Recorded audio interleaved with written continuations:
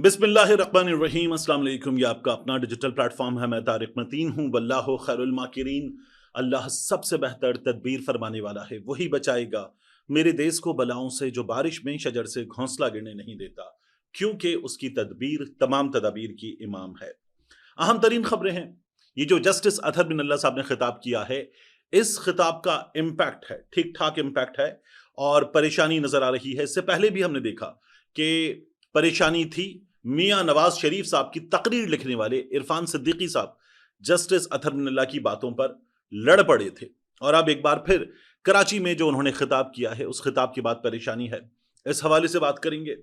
जियो news पर गाली कैसे चली, ये कैसे मुमकिन हुआ कि जियो न्यूज पर दोपहर 12 बजे के बुलेटिन में पंजाबी की गाली एक एक्सप्रेशन में वो चल गई। इस बारे में जियो न्यूज में जाहिर है कि मैंने लंबा अरसा काम किया है, वहां के दोस्तों से मालूमात हासिल की हैं, वो मैं आपको बताऊंगा।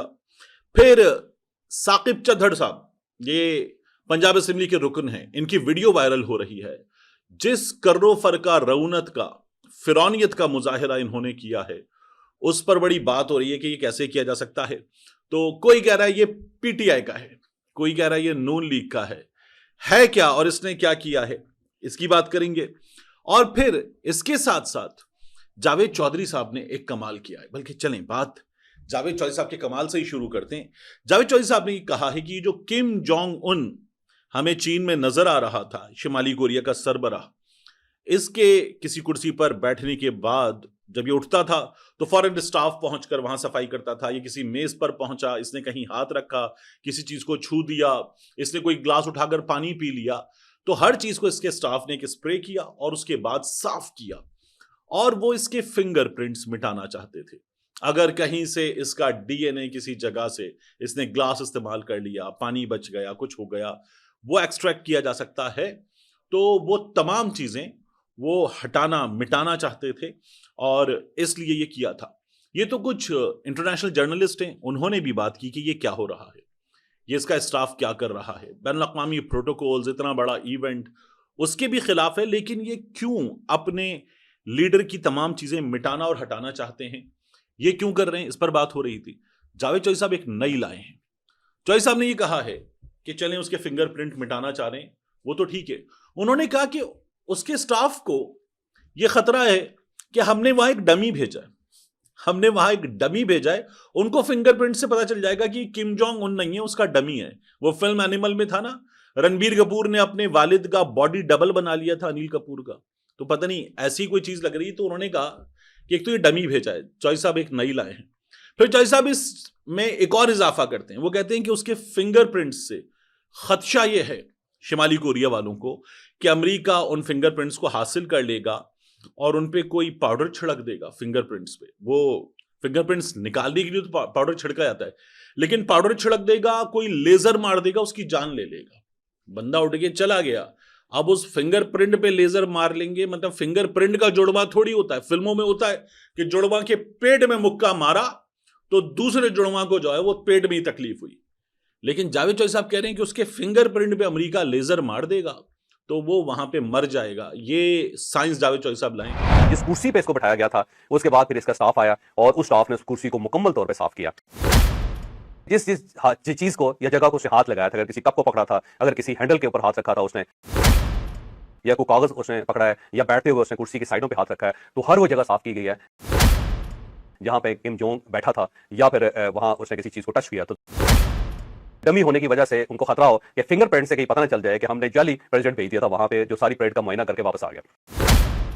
किम जोंग का ये ख्याल है, उसको ये खतरा है कि कहीं ना कहीं मेरे फिंगरप्रिंट्स जो है उनको लेके अमेरिका या यूरोप या चाइना या जापान मेरे खिलाफ कोई कार्रवाई ना कर दे, कोई केमिकल ना लगा दे, या फिंगरप्रिंट्स के जरिए कोई ऐसा लेजर ना फेंक दे कि जिससे मैं अपने मुल्क के अंदर ही मारा जाऊं। जावेद चौधरी साहब इससे पहले लाए थे मुराद सईद, लोकेशन छुपाने के लिए कमोड का फ्लश टैंक जो है उसको दबा देता है बटन, या नलका खोल देता है, उससे लोकेशन जो है वो परेशान हो जाती है, टेक्नोलॉजी परेशान हो जाती है। जावेद चौधरी साहब ये लाए थे। अब जावेद चौधरी साहब ये लाए कि अमेरिका फिंगरप्रिंट्स के ऊपर लेजर मारेगा और किम जोंग उनको मार डालेगा। ये पता नहीं कैसे लेकर आए हैं, लेकिन बहरहाल ले आए जावेद चौधरी साहब। चौधरी साहब जो है वो जंगल के बादशाह, अंडे दें या बच्चे दें, हम क्या कर सकते हैं। जावेद चौधरी साहब कह रहे हैं तो ठीक कह रहे होंगे, ये कमाल जावेद चौधरी साहब ने दिखाया। اس کے بعد اطہر بن اللہ صاحب کے خطاب پہ آتے ہیں، لیکن جیو نیوز پر گالی کیسے چلی، بہت زیادہ وائرل ہو رہی ہے. دوپہر 12 بجے کے بلیٹن میں جیو نیوز پر گالی چل گئی. اب سیلاب کی خبر تھی، سیلاب کی خبریں، یعنی جیو نیوز پر تو ہیڈ لائن چلتی ہے نا 24 منٹ کی 25 منٹ کی ہیڈ لائن، وہ اتنی لمبی ہیڈ لائن. ان میں جو اوپر کی ہیڈ لائنز ہیں وہ یا تو حکومت، وزیر اعظم وغیرہ باہر گئے ہوئے ہیں. سب سے اوپر تو ہوتی ہے فیلڈ مارشل کی ہیڈ لائن ہمارے ہاں، جو آرمی چیف کہتا ہے وہ سب سے اوپر، پھر اس کے بعد حکومت وغیرہ، پھر اس کے بعد عوام ہیں تو سیلاب وغیرہ پہ بات ہو جاتی. تو سیلاب کی ہیڈ لائن تھی، اس میں ایک بندہ جو ہے وہ کہتا ہے کہ سانو اے کر دیو، سانو اے کر دیو، حکومت اے کر دے سانو، اس کا تو گالی دے دیتا ہے پنجابی میں. اب وہ پنجابی میں گالی دے رہا ہے، سیلاب پنجاب میں آیا ہوا ہے. میں نے جیو نیوز میں ایک دوست سے پوچھا، میں نے کہا یہ کیا ہوا، کیسے ہوا، اور وہ انتظامی معاملات دیکھنے والوں میں شامل دوست ہیں. تو میں نے کہا یہ کیا ہوا، کیسے ہوا؟ کہنے لگے یار بڑی پریشانی ہے اندر، باقاعدہ انویسٹیگیٹ کیا جا رہا ہے کہ یہ کیسے چل گیا. اور ہوتا کیا ہے، فوٹیجز آئیں، ٹائم لائن پہ رکھی گئیں، کاٹا گیا کہ یہ چلانا ہے. ہم بھی چلاتے ہیں، ابھی جاوید چودھری صاحب کی گفتگو میں نے آپ کو جو دکھائی، تو ہم اس کو اٹھا کے ریکارڈنگ کے بعد ٹائم لائن پہ رکھ کے اس پہ چیزیں لگاتے ہیں. تو وہ ٹائم لائن پہ رکھا گیا اور اس فوٹیج کو اٹھایا گیا کوئٹہ کے فولڈر سے. اب او ایس آر سے، آؤٹ اسٹیشن رپورٹرز، چاروں صوبوں کے، پھر چاروں صوبوں کے اندر ڈسٹرکٹس کے، پھر ڈسٹرکٹس کے اندر علاقوں کے فولڈرز، اور وہاں پہ رپورٹرز کے نمبرز، اور رپورٹرز کے نمبرز کے ساتھ ان کی طرف سے بھیجی گئی فوٹیجز، فولڈر کے اندر فولڈر کے اندر فولڈر کے اندر فولڈر. اب وہ یہ بتا رہے ہیں کہ کوئٹہ کے فولڈر میں تھی فوٹیج. میں نے کہا کوئٹہ کے فولڈر میں کیوں تھی؟ کوئٹہ تو بلوچستان میں ہے، بلوچستان میں فلڈ کی سچویشن نہیں ہے، تو یہ فوٹیج وہاں کیا کر رہی تھی؟ ایک اور این ایل ای نے یہ فوٹیج کوئٹہ کے فولڈر سے کیوں اٹھائی؟ جب اس کو فوٹیج اٹھانی ہے ایڈیٹر کو، تو وہ پنجاب کے فولڈر میں سے جا کے فوٹیج اٹھائے گا، اس کو بتایا جائے گا کہ یہ والی فوٹیج چلانی ہے، بہت اچھی فوٹیج ہے، ہیڈ لائن میں لگا لو، تو وہ لگائے گا، اور وہ پنجاب کے فولڈر میں سے، جنوبی پنجاب کے فولڈر میں سے اٹھے گی، خانے وال کے فولڈر میں سے اٹھے گی. یہ کیا ہوا؟ تو انہوں نے کہا کہ یار یہ ہمیں بھی نہیں پتا، لیکن بہرحال کسی نے غلطی سے ڈال دی ہوگی اور بتا ہوا کوئٹہ کے فولڈر میں پڑی ہے، وہاں سے اٹھا لی گئی فوٹیج اور یہ چل گئی. میں نے کہا اچھا. میں نے کہا پھر اندر کیا پریشانی ہے؟ اظہر عباس صاحب جیو کے باس ہیں اور ایسی چیزوں پر کھچائی اظہر عباس کرتے ہیں، وہ میڈیا انڈسٹری میں اکثریت کے استاد ہیں. تو میں نے کہا باس کیا کہتے ہیں؟ ہمارے بھی باس ہیں. تو انہوں نے کہا کہ باس نے ابھی تک اس کو شاید دیکھا نہیں، ان کا فون نہیں آیا. اور دوسری بات انہوں نے جو بتائی نا، اظہر صاحب جیو کو جیو بنانے والے اظہر صاحب ہیں، تو کہنے لگے انہوں نے غلطیاں ہو جاتی ہیں، غلطیاں بی بی سی پہ بھی ہو جاتی ہیں، سی این این پہ بھی ہو جاتی ہیں. کہنے لگے تو اظہر صاحب تو کلاس لیں گے تو بہت بری لیں گے، لیکن یار ایک بات دیکھو تم، ان صاحب نے مجھے کہا، کہنے لگے یار یہاں جو معاشی استحصال ہے نا، جو تنخواہوں میں فرق ہے، انکریمنٹس نہیں لگ رہے، تنخواہیں بر وقت نہیں مل رہی، اور جو برا حال ہے اس میں یار لوگ بے دلی سے کام کر رہے ہیں، یہ تو ہوگا. میں یہ سوچ رہا تھا کہ ابھی ہمارے ہاں جو امیر ترین افراد کی فہرست آئی، اس فہرست میں بھی جیو کے مالکان شامل ہیں، جنگ گروپ کے مالکان اس فہرست میں شامل ہیں.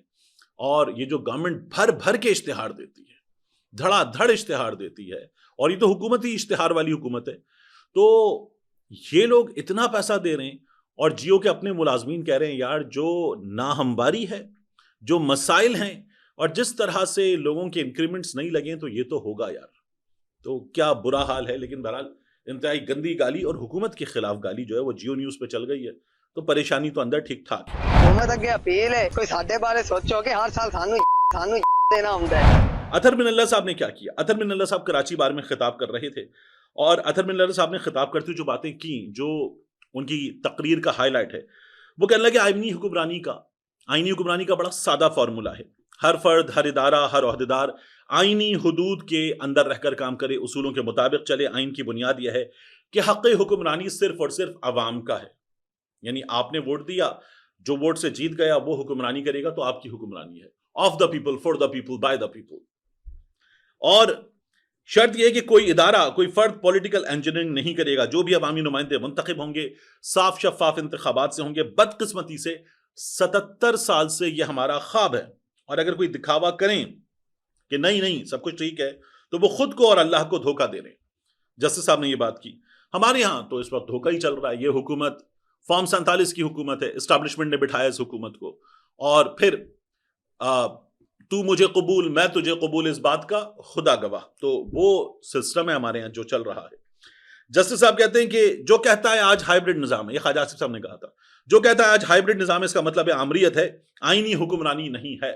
تو یہ حکومت اسٹیبلشمنٹ کی حکومت ہے، یہ تو بات بہت ہوتی ہے. یہ ہائیبرڈ حکومت ہے، یہ بات بہت ہوتی ہے. لیکن کہا جاتا ہے نہیں، یہ تو فرد واحد کی حکومت ہے.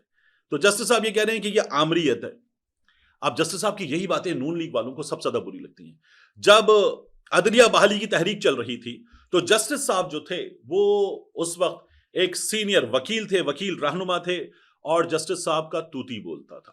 وہ چند لوگ جو سب سے آگے آگے تھے, ان میں رضوی صاحب تھے, منیر ملک صاحب تھے, اعتزاز احسن صاحب تھے, حامد خان صاحب تھے, ان میں علی احمد کرد صاحب تھے, بڑی زبردست تقریریں کرنے والے, اطہر من اللہ صاحب تھے, اور افتخار چودھری صاحب جو تھے, جن کو کہا گیا تھا کہ ڈٹ جاؤ. یعنی افتخار چودھری صاحب کا شاید اپنا ارادہ نہیں تھا ڈٹ جانے کا, لیکن ان کو کہا گیا تھا ڈٹ جا. مشرف صاحب اٹھے ایوان صدر سے ان کو کہہ کر کہ آپ نے یہ غلط کیا ہے, اور پھر انہوں نے کہا کہ ان سے استعفیٰ لے لینا. وہ جن کو چھوڑ کر گئے تھے انہوں نے کہا تھا کہ جسٹس صاحب ڈٹ جائے, تو پھر مشرف صاحب کے ساتھ اندر سے ہینڈ ہو گیا تھا اچھا خاصا. تو افتخار چودھری صاحب تھے عدلیہ بحالی تحریک میں. اب من اللہ صاحب جو ہیں وہ یہ کہہ رہے ہیں جنرل ضیاء الحق وردی میں بیٹھا بی بی سی کو انٹرویو دے رہا تھا, کہہ رہا تھا کہ بھٹو کیس کی اپیل سپریم کورٹ میں ہے, عدلیہ آزاد ہے, جو فیصلہ دے گی میں قبول کروں گا, یہ ضیاء الحق کہہ رہا تھا. پھر عدلیہ نے بھٹو شہید کو سولی پر لٹکا دیا, اور اسی بینچ کے ججز نے بعد میں یہ کہا کہ دباؤ تھا. 40 سال بعد سپریم کورٹ نے بھٹو کیس میں غلطی تسلیم کی, مگر سزا کسی کو نہیں ہوئی. اس وقت سزا صرف بھٹو کو نہیں ملی, اس کے ساتھ اس ملک کی عوام تھی, اس کے ساتھ جس کے ساتھ مل کر بھٹو جو ہے وہ اشرافیہ سے لڑ رہے تھے, عوام کے ساتھ مل کر, سب کو سزا ملی. اطہر بن اللہ صاحب یہ کہہ رہے تھے. آج ہماری عدالت عمران خان کا کیس سن ہی نہیں رہی. یہ ساری باتیں جب آپ کنیکٹ کرتے ہیں تو آپ کو نظر آتا ہے جا کریں گے. ہماری عدالت عمران خان کا کیس نہیں سن رہی, 9 مئی کے ثبوت نہیں ہے, پھر بھی 9 مئی پر سزائیں ہو رہی ہیں. اور جج صاحب لکھ رہے ہیں کہ جب سب لوگوں کو اجتماعی طور پر ہم دیکھ رہے ہیں, وہاں موجود تھے, موب تھا, تو پھر کس نے کیا کردار ادا کیا, کیا دیکھنا. یہ بھی دیکھا جا رہا ہے کہ یہ ثابت نہیں ہوا کہ فواد چودھری وہاں تھا, لیکن یہ بھی ثابت نہیں ہوا کہ عمر ایوب وہاں تھا, مگر عمر ایوب کو سزا, زین قریشی کو سزا نہیں, فواد چودھری کو سزا نہیں, مراد راز کو سزا نہیں, جس نے پارٹی چھوڑ دی, بڑے بڑے نام ہیں, اندریب عباس صاحب ہیں, فاروق حبیب ہیں, باقی لوگ ہیں, ان کو سزا نہیں. اور اب حکومت تو بڑے اطمینان سے کہنے لگی ہاں ان لوگوں نے معافی مانگ لی تھی. عدالت معافی والی چیز پر نہیں آ رہی, عدالت کہہ رہی ہے یہ بے گناہ ہیں, اور یہ ہمارے یہاں بتایا جا رہا ہے. تو جسٹس صاحب کہنے لگے کہ پاکستان کی 77 سالہ تاریخ میرے لیے قابل فخر نہیں ہے. جسٹس صاحب اب بات یہ ہے کہ آپ سے بھی کچھ سچ بولا جائے. آپ لوگوں کی تاریخ کو چھوڑیے, آپ لوگوں کا حال اس وقت پریزنٹ, ابھی سپریم کورٹ آف پاکستان کے ججز کے لیے تنخواہوں میں کوئی 4-4.5 لاکھ روپے کا اضافہ ہوا ہے. مراد وغیرہ سب ملا لیں تو بہت ٹھیک ٹھاک اضافہ ہوا ہے. کب؟ جب 26ویں ترمیم ہو گئی ہے, کہ اگر ان میں سے کوئی کچھ بولے گا تو پہلے ہی چپ کرا دیتے ہیں. آپ لوگوں نے وہ اضافہ قبول کیا ہے, آپ لوگوں نے 26ویں آئینی ترمیم کو قبول کیا ہے. آپ لوگوں کی عدالت سے 2 جج صاحبان بول رہے تھے, باقی بول نہیں رہے تھے, آواز نہیں اٹھ رہی تھی. آپ جب بینچ میں بیٹھتے ہیں تو آواز نہیں آتی, جب آپ بار میں جاتے ہیں تو ہمیں آواز آتی ہے. تو ٹھیک ہے کہ بینچ پہ بیٹھ کر آپ کو فیصلہ کرنا ہے, لیکن جو عدالت پہ کیپچر ہوا ہے اس کیپچر کے خلاف آپ لوگوں نے کیا کیا؟ آپ بات کرتے ہیں اس ملک پہ ایلیٹ کیپچر ہے, اس ملک پہ, اس ملک کی اسٹیبلشمنٹ نے, طاقتوروں نے, اس ملک کے بعض سیاستدانوں نے قبضہ کر لیا ہے. آپ کی عدالت قبضے میں حضور والا. آپ کی عدالت میں ایک وکیل اٹھتا ہے اور ایک سابق وزیر اعظم کے کیس پر کہتا ہے کہ میں نیا وکیل لگایا گیا ہوں, مجھے وقت دے دیجیے. پھر وہ کہتا ہے میرا پیٹ خراب ہے, مجھے وقت دے دیجیے, اور عدالت وقت دیتی ہے. یہاں تو اس اسلام آباد ہائی کورٹ کے چیف جسٹس کا پیٹ خراب ہوا اور سابق وزیر اعظم کی درخواست اس کے سامنے تھی, اور اس نے پہلے عدالت میں بیٹھ کے یہ بتا دیا تھا کہ اتنے دنوں کے بعد مجھے فلاں مصروفیت پہ جانا ہے, میں دستیاب نہیں ہوں. ہماری عدالت میں یہ بھی ہو چکا ہے. تو جج صاحب کیسے آپ کی اس بات کو ہم تسلیم کر لیں حضور والا؟ یہ تو اس قابل ہے ہی نہیں. آپ کی تقریر بڑی اچھی لگ رہی ہے ہمیں کہ آپ کھڑے ہو کر کراچی میں یہ خطاب کرتے ہوئے بتا رہے ہیں کہ آپ اس ملک کی عدلیہ سے مایوس ہیں, عدالت کی تاریخ سے مایوس ہیں. ہم عدالت کے حال سے مایوس ہیں, ہم آپ سے مایوس ہیں, ہم آپ کی عدالت میں بیٹھے ہوئے جج صاحبان سے مایوس ہیں, اور ہم آپ کے کردار سے بھی مایوس ہیں, کیونکہ آپ نے ایک وزیر اعظم کے لیے تو یہ کر لیا تھا کہ گارنٹی دو گے سے کچھ نہیں ہوگا, اور 50 روپے کے سٹیمپ پیپر پہ اسے باہر بھیج دیا گیا تھا. لیکن آج ایک وزیر اعظم کا کیس آپ کی عدالت سن نہیں پا رہی ہے. بلکہ یہ جو لفظ ہوتا ہے نا سن نہیں پا رہی، اس میں سن ہو چکی ہے ہماری عدالت بھی، ہمارا نظام انصاف بھی، ہمارا پورا جسٹس سسٹم اس وقت ہمیں سن نظر آ رہا ہے، اور وہاں سے اب کیا کیجئے کہ انصاف کی امید ختم ہو چکی ہے۔ یہاں اس موقع پر جہاں اطہر بن اللہ خطاب کر رہے تھے، وہیں سینئر وکیل فیصل صدیقی نے بھی خطاب کیا، اور انہوں نے کہا کہ افتخار چودھری، ثاقب نثار، قاضی فائز عیسیٰ، انہوں نے اسٹیبلشمنٹ کے ساتھ مل کر جمہوریت کو نقصان پہنچایا۔ اسٹیبلشمنٹ اور عدلیہ کو لوگوں کی رائے کا احترام کرنا ہوگا۔ آخری چیز، ثاقب چدھڑ، اس کی فوٹیج وائرل ہو رہی ہے۔ یہ پنجاب اسمبلی کا رکن ہے، ایک نوجوان رکن، ایک خاتون کے سامنے جو اپنی فریاد لے کر آئی ہیں، یہ کھڑا ہوا ہے، اور وہ خاتون سامنے موجود ہیں، ارد گرد کچھ لوگ موجود ہیں، مفلوق الحال، سارے سائلین جیسے لوگ، ایک دو اس کے ملازمین بھی ہوں گے، اور اس کے ہاتھ میں پرفیوم ہے، اور بجائے اس کے کہ اس خاتون کی بات سنے، فوٹیج بن رہی ہے، ویڈیو بن رہی ہے، دادرسی کرے کہ میرے پاس ایک سائل مشکل حالات میں آیا ہے، پھٹے پرانے کپڑوں میں مفلوق الحال ایک سائل آیا ہے، یہ کھڑا ہو کے اپنا مہنگا پرفیوم پھس پھس پھس پھس مسلسل لگا ہوا ہے اسپرے کرنے میں۔ وہ ایک فوٹیج وائرل ہے ہمارے ہاں ساحر لودھی کی، ساحر لودھی صاحب بھی دھڑا دھڑ ایک پرفیوم، دوسرا پرفیوم، تیسرا پرفیوم لگا رہے ہیں، یہ بالکل اسی انداز میں پرفیوم لگائے چلا جا رہا ہے۔ تو پوچھا گیا یہ کون ہے سوشل میڈیا پر، تو بتایا گیا کہ یہ پاکستان تحریک انصاف کا امیدوار تھا۔ اس کی عمران خان صاحب کے ساتھ بھی ایک تصویر آئی ثاقب چدھڑ کی، لیکن پھر پتہ یہ چلا کہ الیکشن جو ابھی ہوا تھا اس میں کئی جگہوں پر ایسا بھی ہو کہ پاکستان تحریک انصاف نے کسی کو ٹکٹ دیا ہوا تھا، تو وہ ٹکٹ والا اور سامنے تھا عمران خان کی تصویر استعمال کرنے والا، تو ثاقب چدھڑ صاحب عمران خان صاحب کا نام لے کر جیتے تھے، پھر یہ نون لیگ کو پیارے ہو گئے، مریم نواز شریف صاحبہ کے ساتھ ان کی تصویر اب یہ نون لیگ کو پیارے ہو چکے ہیں، اور ان کے اس رویے پر بات کرتے ہوئے نون لیگ والے کہہ رہے ہیں تمہارا ہے، عمران خان کے ساتھ تصویر ہے، یہ تمہارا ہے۔ وہاں بھروانہ فیملی سے عمران خان کی جماعت کا امیدوار موجود تھا، اور یہ جو ثاقب چدھڑ ہیں یہ جیت گئے عمران خان کی تصویر کا استعمال کر کے، بعد میں نون لیگ کو پیارے ہو گئے، اور انہوں نے اس وقت بھی اپنے ان ووٹرز کے ساتھ کہ جن کو انہوں نے دھوکہ دیا تھا برا کیا، اور اب بھی یہ برا کر رہے ہیں۔ برا کرنے والا نون لیگ کا ہو، پیپلز پارٹی کا ہو یا پی پی کا، فرق کیا پڑتا ہے، برا کرنے والا برا کرنے والا ہے۔ تو ثاقب چدھڑ صاحب جو ہے ان کا یہ رویہ جب ڈسکس ہو رہا تھا تو اب یہ نون لیگ کے ہیں، لیکن برا کرنے والا تو خیر پی ٹی آئی میں بھی ہو سکتا ہے، اور ہوگا تو برا کرنے والا برا ہے، چاہے وہ جس جماعت میں بھی ہو، لیکن شرمناک ہے ان موصوف کا کردار، اور اب ان کی سوشل میڈیا پر دھلائی ہو رہی ہے۔ ملتے ہیں انشاءاللہ آپ سے اگلی ویڈیو میں۔